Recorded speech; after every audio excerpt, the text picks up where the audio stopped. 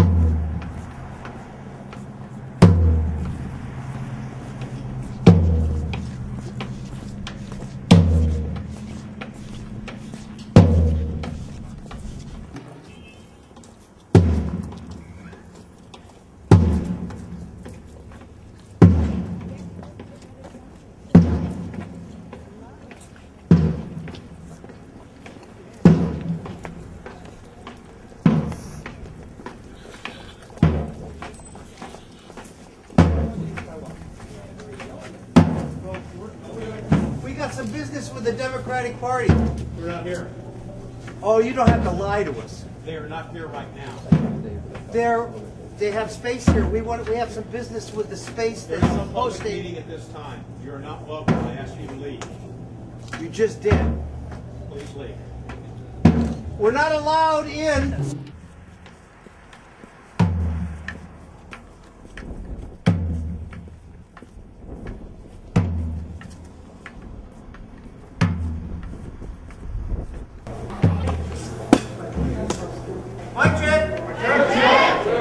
This seems to be the best place for us to deliver our message to the National Democratic Party. So those who are involved in the message, let's proceed as planned.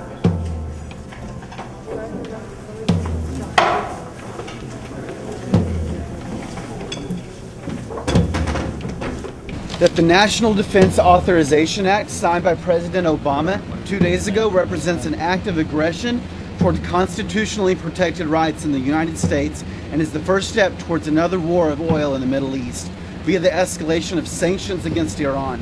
The people lying before you represent the victims of the 1%'s war on democracy both at home and abroad.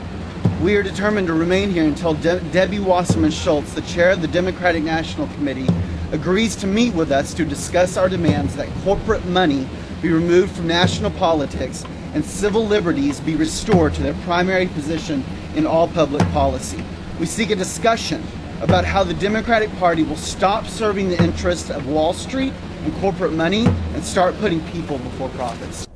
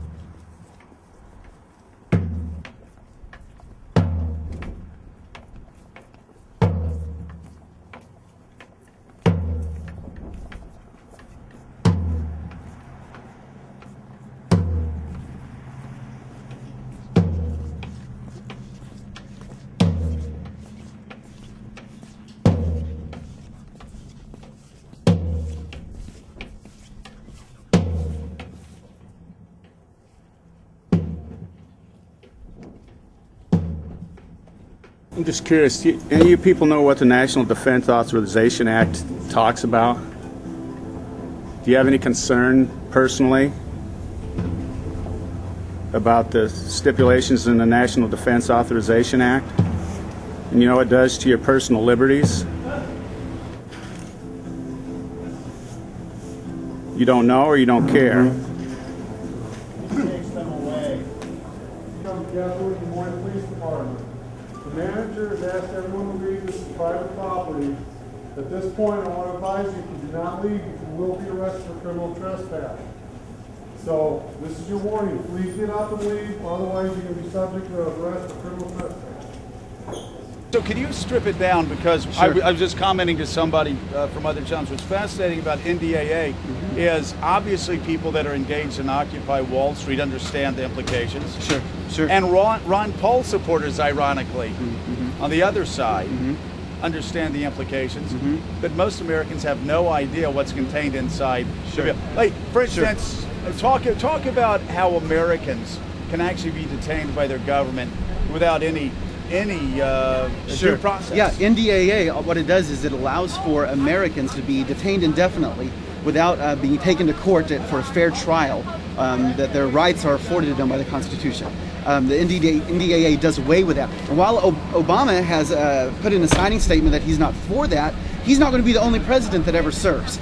Well, and there's already been an example of Americans, of an American put in jail. Absolutely. 4 years. Bradley Manning. Bradley Manning's Absolutely. an example, but also Padilla back in the back 5-6 years ago was in jail for 4 years without even being able to talk to an attorney. 99% push back against that. The danger is that our government, who's being controlled by the 1%, can continue to start saying, "Oh, you've done this. Well, that's a terrorist move. We're going to put you in jail." It's a slippery slope of what is terrorism and coming at the American people. What can be used against one can be used against all. Absolutely.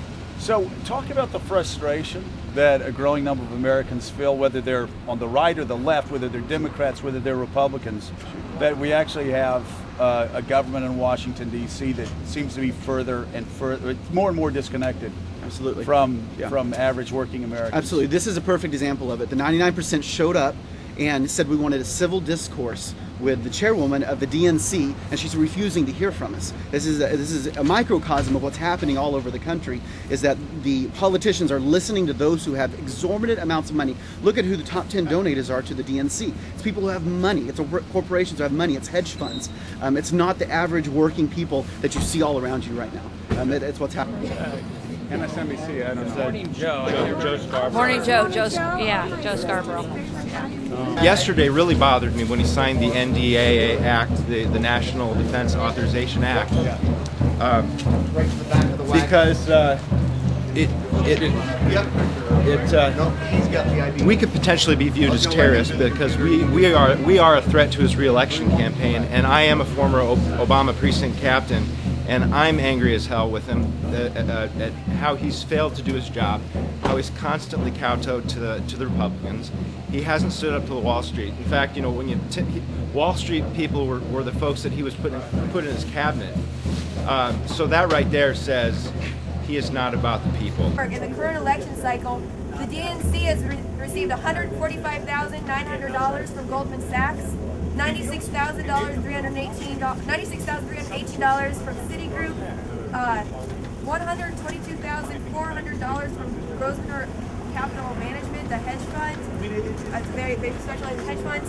$569,000 from PACs, and then $124,650 from Capital Group companies. That ain't right. That ain't right. This is why we need to continue to remind our country and the Democratic National Committee and President Obama that the real terrorists are on Wall Street. The real terrorists are not Occupy Wall Streeters or Occupy members across the nation, and they certainly are not in the sovereign nation of Iran, which is what NDAA is targeting. We need to remind them by these numbers that the biggest threat to national security in the country of the United States are the Wall Street corporations that are padding the pockets of the Democratic National Committee.